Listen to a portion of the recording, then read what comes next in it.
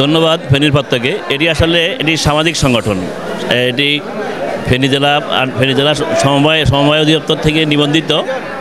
এটি 2000 সালে আমাদের এই সংগঠনটি তৈরি হয়। 2000 সালে আমাদের 91 থেকে 95 সালের বন্ধুদের সমন্বয়ে আমরা এই সংগঠনটি করি 2000 সাল থেকে। আমাদের বন্ধুদের নিজেদের আর্থিক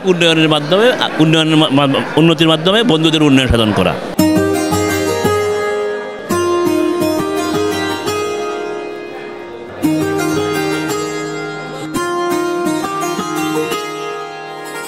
আমাদের মূল কার্যক্রম হলো সামাজিক কার্যক্রমগুলো, যেমন আপনার জাকাত বিতরণ, আজকের এই কম্বল বিতরণ, শীতবস্ত্র বিতরণ, তারপরে আমাদের এই ইফতার মাহফিল, বন্ধুদের ঈদ মিলনী।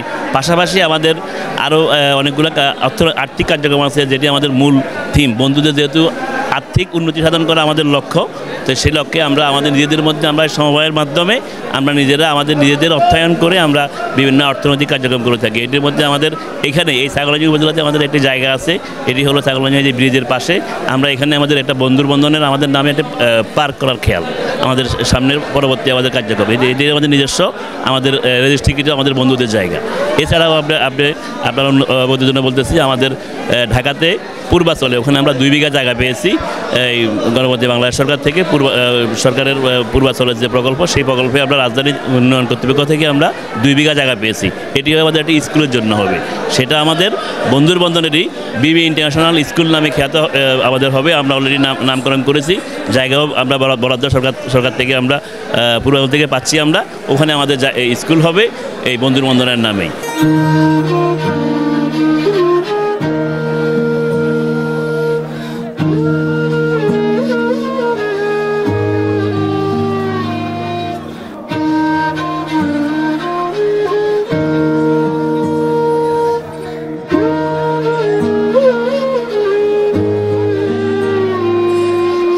এছাড়াও আমাদের আরও বন্ধুদের উন্নতির জন্য বিভিন্ন কার্যক্রম আছে। এটি আরেকটি আপনি জানবেন ফেনী শহরের মধ্যে, সেটি হচ্ছে বন্ধুর বন্ধন স্বপ্ন টাওয়ার। আমাদের সঞ্চয়ী বন্ধুদের মাধ্যমে আমরা 120 ডিসিশন জায়গা আমরা ক্রয় করেছি।